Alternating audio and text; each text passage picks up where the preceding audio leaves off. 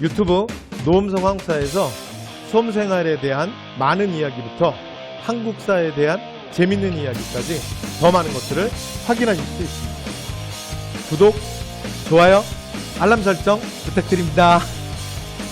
자, 시작합니다. 자, 태조. 여러분, 태조는 실제로 뭐 시험에 잘 안 나와요. 됐죠? 그래서 여러분 너무 부담 느끼실 필요 없습니다. 가볍게 보시면 돼요. 자, 태조는 그 앞에서 말씀드렸죠. 태조가 중요한 게 아니라 실제로 누가 뭐래도 조선의 실질적 건국자는 오늘날 역사학계에서 누구라고 본다? 정도전이라고 봅니다. 그래서 정도전이 더 중요합니다. 됐죠? 네, 그래서 태조는 가볍게. 자, 일단 조선 건국, 국호를 조선이라고 하고요. 수도를 한양으로 천도했다. 뭐 이건 뭐 너무 당연하지 않습니까? 자, 그 다음에 태조의 정책에서는 실제로 한 두 가지 정도 보면 되는데 일단 첫 번째는 뭐냐면 도첩제예요. 그래서 도첩제는 뭐냐면 가장 대표적인 억불 정책입니다. 그러니까 어떻게 하는 거냐면 국가에서 승려의 숫자를 제한하겠다는 거야. 그러니까 예전처럼 뭐 내가 내 안에 뭐 불성을 깨달았는데요.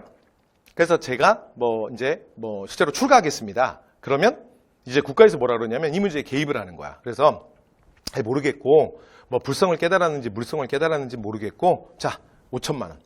승려될 거면 5천만 원 내. 그럼 이제 만약에 그 사람이 저 5천만 원 없는데요? 그러잖아. 그럼 어떻게 하는 거냐면 집에 가. 됐죠? 그래서 출가 못 하는 거야. 됐죠? 자, 이렇게 해서 승려들로 출가하는 걸 억제하는 거야. 이걸 뭐라 그런다? 도첩제. 그래서 이 도첩제 정도 눈도장 찍어 두시면 될 것 같아요. 그 다음에 얘는 이제 실제로 물아파트랑 이어지는 건데 이 천상열차 분야지도는 요거는 천문도입니다. 천문도. 됐죠? 그래서 자, 천체를 각 이제 분야별로 이렇게 좀 나누어 가지고 이제 밤하늘의 별자리를 그린 거예요. 그래서 고구려의 천문도를 뭐 흑묘석에 새겼다. 그래서 실제로 뭐 아시아 뭐 3대 석각 천문도 중에 하나입니다. 자, 이렇게 해서 가볍게 태조 보시고요. 자, 이제 중요한 건 정도전입니다. 정도전으로 갈게요. 자, 조선 건국을 주도했고요. 그다음에 요건 뭐 지난번에 한번 살짝 말씀드리지 않았나요? 그러니까 조선의 500년 고도, 그러니까 이 한양은 전부 정도전에 의해서 만들어집니다. 그래서 그 조선의 도성의 4대문 있잖아요. 그래서 그 4대 성문도 유교식 의례에 의해서 본인이 다 만들어요. 그래서 인, 의, 예, 지. 그래서 흥, 인문이고요. 그 다음에 서대문은 의, 그래서 돈의문이고요. 그 다음에 도성의 정문인 남문은 숭, 레문이고요. 그 다음에 북문도 원래 지자를 쓰기도 하는데 이게 사실은 지맥과 좀 맞지 않는다. 그래서 조금 순화시켜서 숙정문이라고 많이 부릅니다. 자, 그래서 이런 성문들도 다 누가 이름을 지었다? 정도전. 그 다음에 또 하나 참고로 하나 더 말씀드리면 요 밑에다가 하나만 더 적어보면 경복궁. 그래서 조선 제1의 법궁 경복궁도 전부 정도전의 작품이에요. 됐죠? 그래서 그 뭐 위치부터 시작해서 그 다음에 그 문의 이름들, 그 다음에 하물며 각 건물, 정각의 이름들도 정도전이 다 줘요.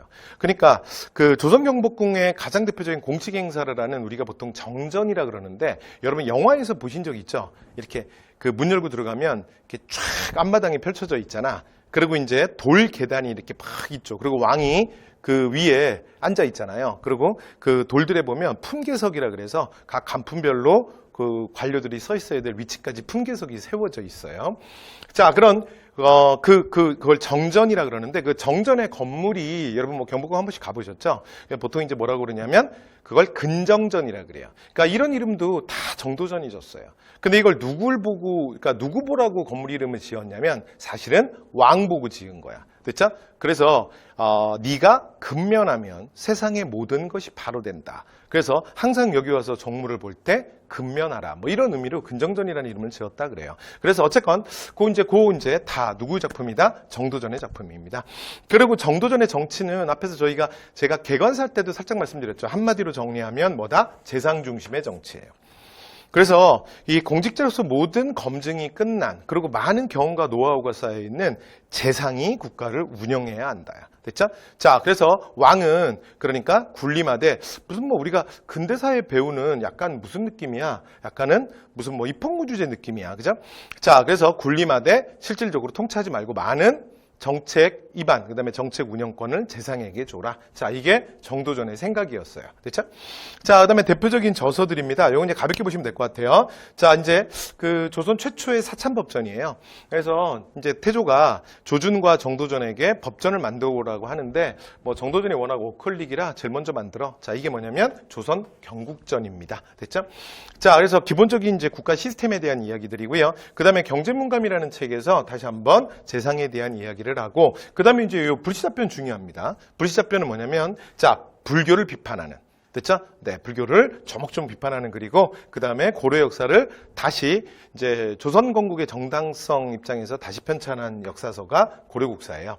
자, 그리고 1차 왕자의 난 때 이방원에 의해서 피살당하죠. 이건 뭐 지난번에도 얘기했지만, 자, 이렇게 그 정치적 어떤 그 자신의 정치 철학이 명확했던 이제 정도전과, 그 다음에 이 나라의 중심은 철저하게 국왕이어야 된다는 생각이 명확하게 했던 정한대군 이방원은 함께 갈 수 없죠.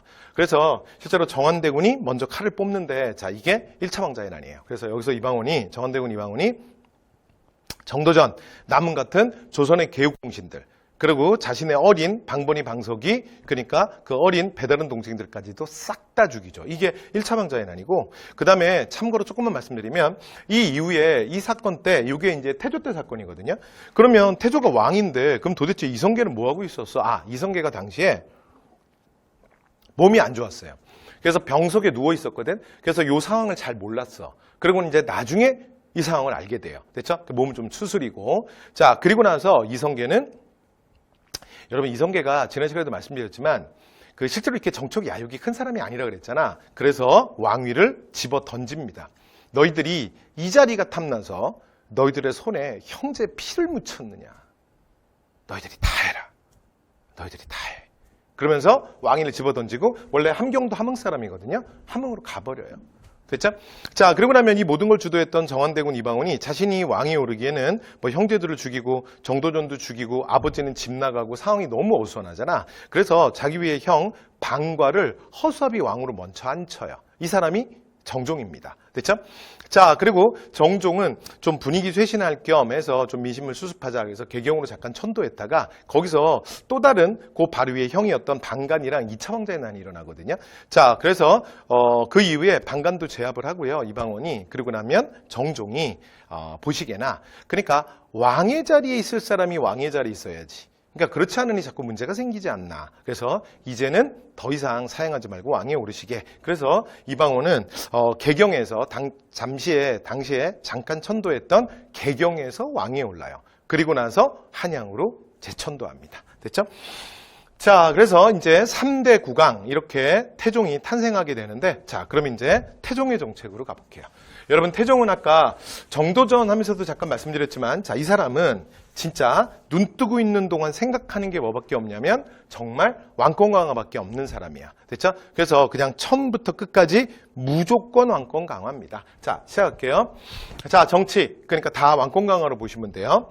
그래서 왕자의 난으로 집권하고, 그리고 요 이제 과정에서 자, 공신이나 외척, 그 다음에 이런 것들 다 없앱니다. 됐죠? 특히 그 1차 왕자의 난이 성공할 수 있었던 건 자신들의 처남, 그러니까 태종 이방원의 부인이 굉장히 유명한 여자야. 원경왕후 민씨라고. 조선왕조 500년에 정말 유명한 민씨 왕후가 3명 있거든요.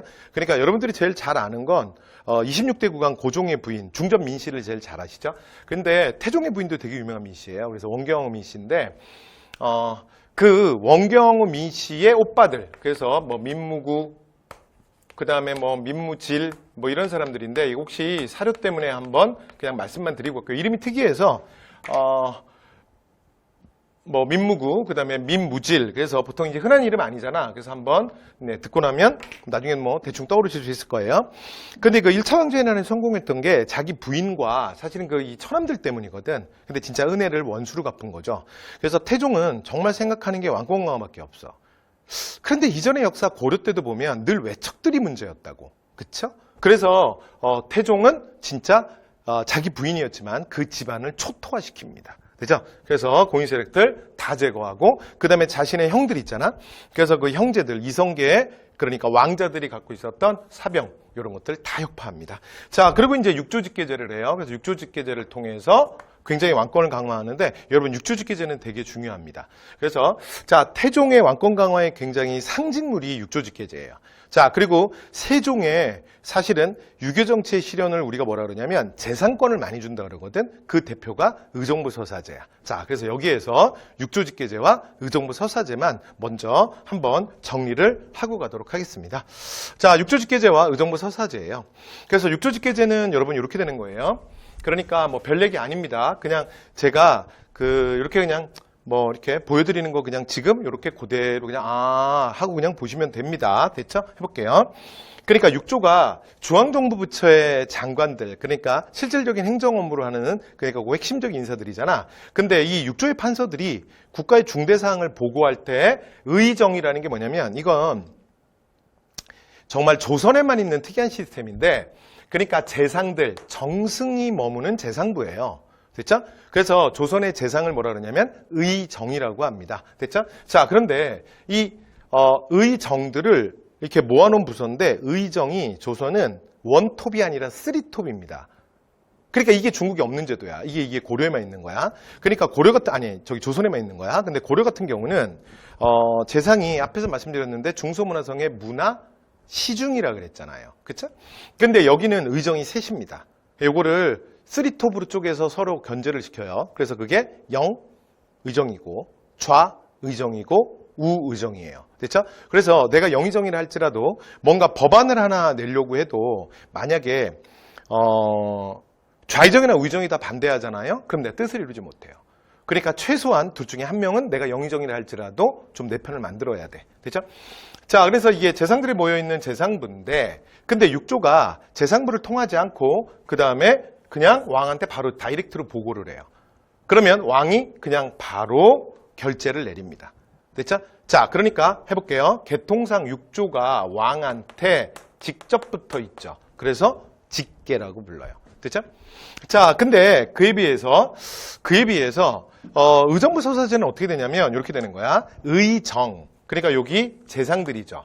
그래서 여기에 있는 정승 재상들에게 많은 권한을 주는 거예요. 그러니까 육조가 기본적인 모든 보고들을 다 그러니까 재상들한테 합니다. 그럼 재상이 최종적으로 결재를 해서 명령을 다 내리거든요. 그리고 아주 중요한 사항, 일부 사항만 왕에게 최종 보고를 합니다. 그래서 가장 대표적인 부분이 뭐 인사라든가 또는 군사라든가 됐죠? 또는 사형수에 대한 최종 결정이라든가 그래서 이런 중요한 사항들만 왕이 보고를 받고 결재를 하면 돼요. 그러니까 의정들이 그러니까 국가가 운영됨에 있어서 굉장히 많은 부분들에 대한 서사 그러니까 결정권을 갖고 있는 거야. 결재권을. 됐죠? 그러니까 재상들이 굉장히 많은 국가의 중요 사항들을 그냥 결재를 해버리는 거죠. 자, 그래서 얘를 뭐라 그러냐면 의정부 서사제라고 합니다. 됐죠? 자, 이렇게 되면 어떻게 되겠어요? 자, 이건 이제 의정부 서사제는 세종으로 딱 기억해 두시면 됩니다. 그래서 세종의 의정부 서사제는 그러니까 의정, 이 재상들에게 권한을 많이 준 거예요. 됐죠? 그래서 그걸 통해서 유교정치를 실현한 거지. 유교정치의 실현. 됐죠? 이걸 통해서 유교정치를 실현한 거고 되죠? 그래서 여러분 보면 우리가 조선시대에 유명한 재상들 있잖아요. 그럼 여러분들이 보통 누굴 많이 떠올리냐면 세종 시기의 재상을 우리가 제일 잘 알아요. 그렇죠? 그래서 조선의 재상 그러면 대표로 여러분 떠오르는 사람이 누구야? 황희.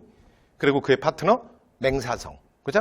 그리고 뭐 유관. 굉장히 검소했다는 그리고 뭐 굉장히 하여튼 그 직언을 많이 했다는 뭐 허조. 뭐 이런 유명한 뭐 재상들이 있는데 그게 다 세종 시기 사람들이죠. 그러니까 그에게 많은 권한을 줘서 그가 이제 무언가 많은 것들을 할 수 있는 상황을 만들어준 거잖아. 그쵸? 이게, 자, 세종의 의정부 서사제야. 그러면, 뭐 제가 지난 책에도 잠깐 얘기했지만 진짜 역사의 아이러니죠.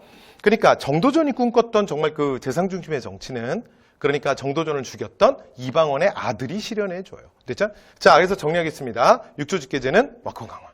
그리고 의정부 서사는 유교정치 실현. 재상권을 많이 주는 거야. 왕이 왕권을 좀 내려놓고.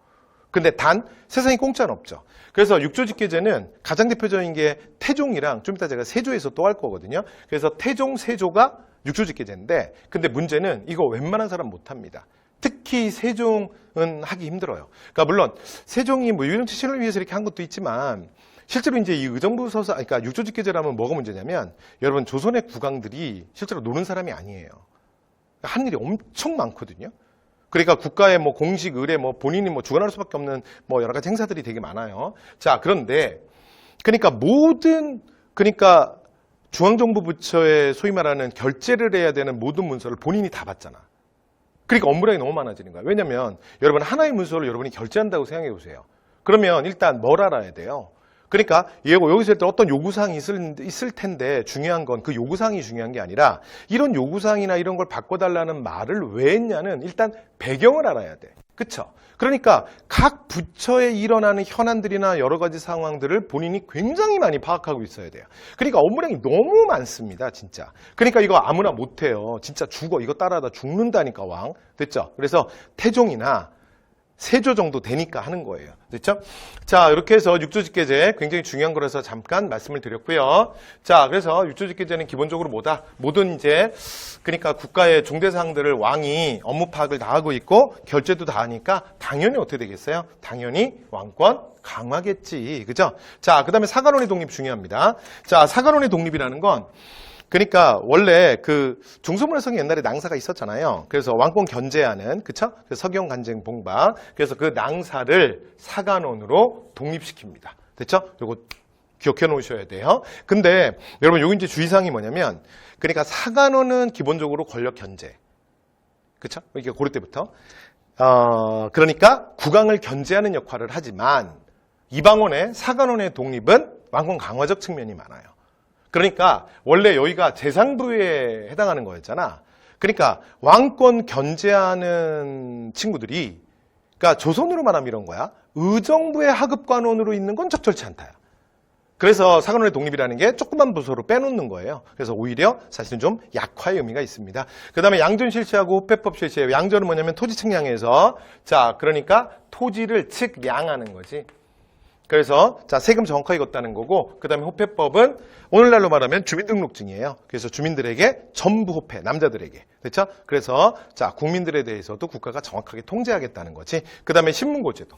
됐죠? 그래서 자 이제 뭐 창덕궁에 바깥에다 걸어놔요. 신문고 치면 무조건 왕의 처소에 들립니다. 근데 이제 단 문제는 신문고에 접근하는 건 쉽지 않습니다. 자 어쨌건 자 그리고 뭐 주저서 설치해서 개미자 해서 자 단절됐던 그러니까 금속왈자를 계승했다 그래서 개미자고요. 그 다음에 이때 혼일강력 때부터 지도가 만들어지는데 자 지도에서 요거 되게 중요합니다. 조선 정기지도. 지금은 현재 우리나라에는 없고요. 일본의 덴리 대학에 있는데 그러니까 당시에 그러니까 현재 그 현존하는 동아시아 지도 중에는 가장 오래된 지도입니다. 됐죠?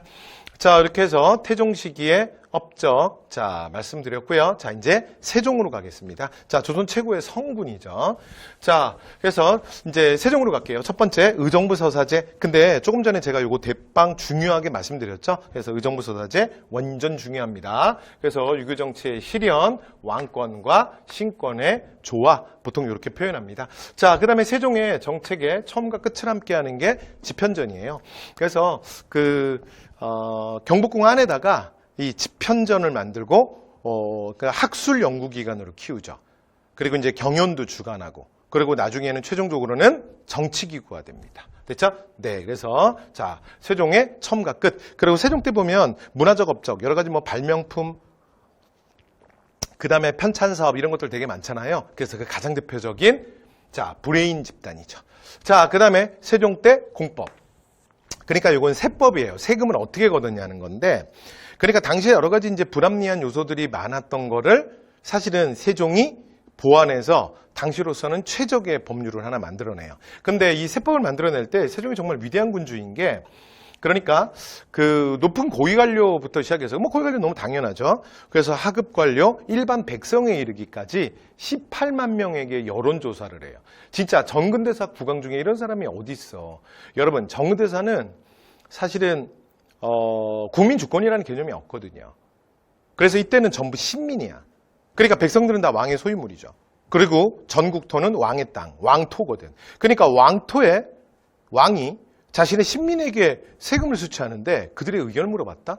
이게 정말 성군이지. 자, 이렇게 해서 만드는 게 뭐냐면 전분, 육등법. 요건 나중에 우리 경제 파트에 가서 또 할게요. 자, 요거는 토지의 비옥도에 따라서 구분을 한 거고요. 그 다음에 연분구등법은 그의 풍융이 어떠냐. 그래서 풍융의 정도에 따라서 세액을 달리 징수한 겁니다. 자, 이렇게 해서 세조 때 공법 말씀드렸고요. 그래서 세조 때 공법 최종적으로 한마디만 더 하면, 근데 방식은 뭐냐면 세금에 그러나 액수는 낮추는 거였어요. 그래서 보통 30도 정도를 걷었는데 최고 20도, 보통 한 10몇 도 정도 내도록 거의 뭐 반 정도로, 반 이하로 깎아요. 그리고 나서 세종이 정말 위대한 건 조선왕조 500년 동안 근데 세금 수치를 가장 열심히 한 사람이에요. 그러니까 실제로 이게 기득권 세력 입장에서는 정말 치 떨리는 왕이야. 진짜 미친 듯이 세금을 걷었어요. 그러면 세금을 낮추고 어떻게 세금 액수가 이렇게 많았냐? 세종의 방식은 뭐였냐면, 그러나 탈세하다 걸리기만 해라야. 그러면 폐가망신시켜주겠다. 됐죠? 그래서 세금 낮추되 세금을 정말 철저하게 미친 듯이 걷었어요. 자, 훈민정음의 창제. 여러분 이거 정말 설명이 필요 없죠? 세계에서 가장 위대한 글자잖아. 여러분들 뭐 보시고 있지만, 그쵸? 그래서 정말 조합이 과학적이고 발성기관의 형상을 본따서 만든, 그래서 굉장히 과학적인 조합으로 그냥 누구나 쉽게 정말 한 며칠이면, 그쵸? 진짜 뭐 한두 달이면 다 배울 수 있는 글자잖아. 그쵸? 그래서 한국에서 사실은 문맹인 사람은 정말 보기 힘들어요. 그리고 여러분 컴퓨터 워드를 친다든가 또는 핸드폰 문자를 보낸다든가, 여러분 한글이 워낙 위대한 글자이기 때문에 굉장히 최적화되어 있는 것 같죠. 그런데 실제로 컴퓨터 프로그램들이 뭐 예를 들어 만들어질 때 정말 한글을 고려했을까? 근데 상관없어요. 왜냐하면 한글이란 글자가 워낙 과학적이기 때문에 오늘날 이렇게 전자화 되는 과정에서도 엄청난 경쟁력을 갖고 있는 글자죠. 우리가 잘 지켜서 우리들의 아이들에게 넘겨줘야지. 자, 그 다음에 과학기술에서는 천인과학자 장영실 눈도장 하나 찍어두시고요. 여기는 여러분 항상 따라다니는 말이, 이 사람 원래 공노비잖아. 그쵸? 그래서 뭐 측우기, 작용로, 항불기, 혼천이, 자, 이런 것들. 그 다음에 금속활자, 얘 갑, 가장 아름다운 글자는 갑인자예요. 그래서 금속활자의 갑은 갑인자입니다. 자, 그다음에 한양을 중심으로 해서 우리의 역법을 만들어요. 선체를 서울 중심으로 해서 선체를 관측해서 이걸 뭐라 그러냐면 칠정산이라고 합니다. 우리 역법 3개는 기억해야 되거든요. 앞에서 혹시 충선왕 때 수시력 기억나세요? 자, 두 번째가 뭐냐면 세종 때 칠정산입니다. 됐죠? 자, 그다음에 상강행실도, 자, 그 다음에 농사직설, 뭐, 이런 책들. 그리고 실제로, 뭐, 한능검이나 각종 시험에서, 한국사 시험에서는 이런 책들의 서문 같은 걸 주고, 다음 책이 편탄된 시기에 국왕의 업적으로 적절한 걸 골라라. 이런 문제들도 뭐 언제든지 나올 수 있죠. 그 다음에, 자, 우리 실정에 맞는 우리의 의서, 향약집성방, 의학백과사전, 의방유치, 이런 유명한 책들이 있습니다. 자, 그 다음에 대외적으로도, 그러니까 대내적으로도 굉장히 부국, 그리고 문화적 꽃을 피웠죠. 대외적으로도 근데 굉장히 강력했어요. 그래서, 자, 외국의 문제에 대해서 스시마 토벌을 단행합니다. 그래서 스시마 토벌, 그래서 일본과의 관계는 이렇게 3개. 맨 처음에 첫 번째가 뭐냐면 이종물 보내서 스시마 토벌. 근데 여러분 이거 주의하셔야 돼요. 우리 앞에서 한번 하고 왔죠. 고려말에 뭐가 있다고? 박위. 박위가 스시마를 토벌했으면 고려말 창왕이야. 근데 이종무면 세종입니다. 됐죠? 자, 세종 때 이종무를 보내서 스시마를 토벌하고요. 그리고 이제 이들이 원하는 거 3개 항구를 개항해줘요. 부산포, 연포, 제포. 그래서 이걸 3포의 개항이라고 합니다. 자, 그런데 문제는 얘네들이 정말 이제 일본 애들이 이제 당시에 거지 새끼들이거든. 그러니까 너무 많이 사가. 특히 식량 같은 거. 그래서 야, 니네 적당히 사가라. 그래서 무역량을 제한합니다. 무역량을 제한하는, 그러니까 무역 협정을 맺는데 그걸 계약조라고 합니다. 그래서 이 계약조는 굉장히 좀 중요한 의미가 있기 때문에 노트장 좀 찍어두시고요. 자, 이렇게 해서 남쪽에 일본, 그리고 북쪽에는 자, 여진정벌. 그래서 김종서와 최윤덕을 보내요. 그래서 사구는 최윤덕으로 하여금, 그 다음에 육지는 김종서로 하여금 개척하게 합니다. 그리고 이제 이후에 자, 이제 남쪽의 백성들을 이주시켜서 실제 우리 땅을 만드는 거죠. 자, 이 부분이 바로 국경선의 확정이기도 합니다. 됐죠? 자, 그다음에 이제 세조로 가겠습니다. 세조. 자, 세종 이제 끝났고요. 세조. 자, 세조는 여러분 15세기 국왕은 이제 우리 정의할 때가 됐는데 15세기 국왕은 무조건 세종과 태종이 제일 중요한 거예요. 이게 축이야.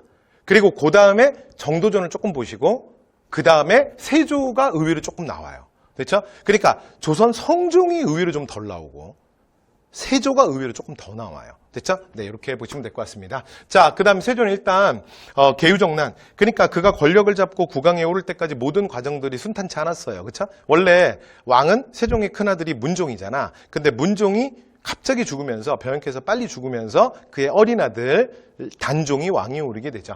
자, 근데 이제 그 꼴을 못 봤던, 그리고 그 전에 세종 문종 때 의정부서사제, 이 재산권을 많이 주는 좀 정치적 토양이 만들어졌었거든요. 근데 게다가 또 왕이 어리지 않습니까? 그래서 당시에 김종서, 황보인과 같은 재상들이 많이 정책을 운영했어요. 근데 거기에 불만을 품고 그다음에 이걸 이제 명분 삼아서 그들이 사실은 이게 왕권을 뭐 유린하는 거 아니냐 그러면서 수양대군이 일으킨 사건, 문종의 바로 밑에 둘째, 그러니까 세종의 둘째 아들이죠. 자, 수양대군이 일으킨 사건이 개유정난이에요. 됐죠? 그래서 김종서, 황보인 뭐 이런 사람들 다 때려 죽여요. 그래서 정권을 잡고. 됐죠? 자, 그리고 나면 그다음에 단종에 의해서, 이게 이제 뭐 조카 단종이 당시에 어리지만 단종이 머리 나쁘지 않았거든요. 다 알죠. 그러니까 실제로 삼촌이 어떤 사람인지, 그리고 실제로 조선이 지금 어떻게 운영되고 있는지, 그래서 단종이 자기 삼촌 이제 수양에게 양위를 해요.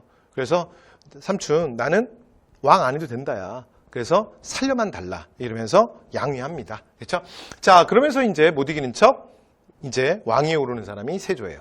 자, 주요 정책. 자, 육교죽계제를 부활해요. 그래서 앞에서 뭐 태종이랑 비슷합니다. 그리고 이 사람은 특히 그 직권의 명분이 약했기 때문에 조카를 몰아내고 왕위를 장탈한 사람이잖아. 아무도 믿을 수 없어. 모든 거 내가 다 챙기겠다고. 그래서 육교죽계제고요. 그 다음에 집현전, 그 다음에 경연, 이런 거 다 폐지합니다. 경연은 왕과 대신들이 학문과 정책에 대해서 논하는 자리거든요. 그래서 내가 니네들의 얘기 뭐 별로 듣고 싶지도 않고 니네들이 무슨 생각하는지 궁금하지도 않다. 독재의 기본이죠. 그 다음에 자, 공신 세력 뭐 등용하고, 그리고 여러분 세조의 가장 큰 문제는 뭐냐면 이 사람이 일단 무인의 기질이 되게 강하거든. 그리고 소위 말해서 좀 보스 기질이 강해요. 그러니까 국가 운영을 하는데도 마치 깡패들처럼 하는 거야. 뭐 깡패에 내가 두목인 거죠. 오야붕인 거야. 됐죠? 자, 그 다음 뭐 이시의 날 계기로 해서 유양수 폐지하기도 하고요. 그 다음에 자, 과전 지급이 또 국가 재정의 압박을 받아. 왜 그러냐면 세조가 너무 보스 기질이 강하다 보니까 자기를 왕 만드는데 결정적인 역할을 했던 내 새끼들 있잖아. 너무 많이 챙겨요. 됐죠? 공신들. 그래서 이제 뭐 그들에게 뭐 많은 대가도 주고 뭐 경제적 혜택도 주고니까 국가적인 압박을 받은 거야. 그래서 어떻게 했냐면 직전법을 실시해요. 과전법. 요 내용이 뭐냐면 자, 원래 공무원들은 전현직. 그러니까 관직이 끝나고 나도 오늘날도 그렇잖아요. 국가로부터 공무원 연금 나오죠. 자, 그런데 연금을 없애버린 거야. 재정 압박 받는다 이거야. 돈이 부족하다 이거야. 그래서 현직 관리에게만. 그래서 내일이라도 이제 관직에서 그만두게 되면 한 푼도 국가로부터 못 받는 거야. 됐죠? 자, 그 다음 이렇게 해서 세조 얘기 다 했고요. 자, 이제 마지막이네요. 자, 성종입니다. 성종. 자, 성종은 앞에서 말씀드렸던 것처럼 성종이 이 이루성자를 받는 건 바로 경국대전 때문이야. 그래서 경국대전의 편찬이 완성되는데 참고로 세조 때 시작돼서 성종 때 완성되는 거야. 그래서 호전과 형전은 세조 때 먼저 만들어지고요. 성종 때 나머지가 완성되면서 조선, 그러니까 기본법전, 그래서 종합 성문법전이 완성되죠. 그렇죠? 자, 그 다음 세종에게 집현전이 있다면 성종에게는 홍문관이 있습니다. 그래서 아까 자신의 할아버지였던 세조가 사실은 그 집현전을 밀어버리잖아요. 그렇죠? 자, 그래서 다시 집현전을 계승하기 위해서 홍문관을 만들어요. 그래서 학문 연구하고 그 다음에 경연을 주관하는 부서이기도 합니다. 됐죠? 자, 그리고 또 하나 성종식의 유교 정치의 가장 핵심은 뭐냐면, 그러니까 세종과는 좀 다른 게 세종은 재산권을 많이 줬죠. 고위 관료들에게 권을 많이 줬지. 근데 그게 왜 가능하냐면 세조 앞에 태종이 있었기 때문이야. 진짜 태종이 다 죽이잖아. 그러니까 세종은 그게 되거든요. 성종은 안 돼. 성종 앞에가 자신의 작은아버지 예종인데 예종은 갑자기 죽고요. 재위가 2년밖에 안 돼요. 그리고 그 할아버지가 사실은 수양대군 세조잖아. 근데 자신의 할아버지 세조가 너무나 많은 자기 식구들을 챙겼잖아요. 그래서 사실은 이미 성종이 왕위에 오를 때 한명회나 신숙주와 같은 이런 정말 진짜 고명 대신들이 엄청나게 많은 권한을 갖고 있었거든. 그러니까 고위 관료들에게 권한을 준다는 건 안 됩니다. 그러니까 성종은 의정부 서사제 같은 건 안 되는 거야. 그래서 성종의 방식은 뭐냐면 바로 언론 활동의 활성화예요. 그렇죠? 그래서 뭘 이제 강화시킨다? 언론 활동. 그 이건 이제 바로 다음 강의에서 우리가 언론 활동할 때 다시 한번 말씀드릴 건데, 사원부, 사관원, 홍문관은 우리가 보통 언론 3사라고 부르는데, 이 언론기관들이 하는 역할이 뭐냐면 오늘날 뭐라고 생각하면 되냐면 주요 언론사들을 생각하시면 돼요. 그러니까 KBS, MBC, YTN, 됐죠? 뭐 조선일보, 동아일보, 한겨레, 경향. 이런 주요 언론사들의 젊은 정치부 기자들이야. 근데 생각해 보시면 그 젊은 정치부 기자들이 무슨 관직이 높거나 그래서 언관들은 관직이 높은 사람이 아니에요. 그런 건 아니잖아. 그러나 그들은 그들의 업무상 예를 들어 여러 가지 뭐 좀 의문 있는 사건이 있다 그러면 뭐 기자들이 따로 이렇게 가서 취재를 하기도 하잖아요. 그리고 이런 것들을 기사로 써서 공론화시키잖아. 그쵸? 이러면서 권력을 압박하는 거잖아. 자, 요런 역할을 뭐라 그러냐면 언론활동이라 그래요. 그래서 언론활동을 통해서 그러니까 성종은 이 하급 공무원들, 이 젊은 공무원들로 소위 말하는 고위 관료들을 반대로 견제하는 방식이에요. 그래서 세조 이후에 폭발적으로 등장했던 그 공신, 그 훈구들을 사림의 등용을 통해서 어떻게 하겠다? 견제하겠다. 됐죠? 그래서 사림들을 그러니까 그 당시에 영남사림의 대표가 김종직이거든요. 그래서 김종직과 그의 제자들이 중앙정계로 본격적으로 올라와. 그래서 중앙정계에서 언론 3사에 포진시켜요.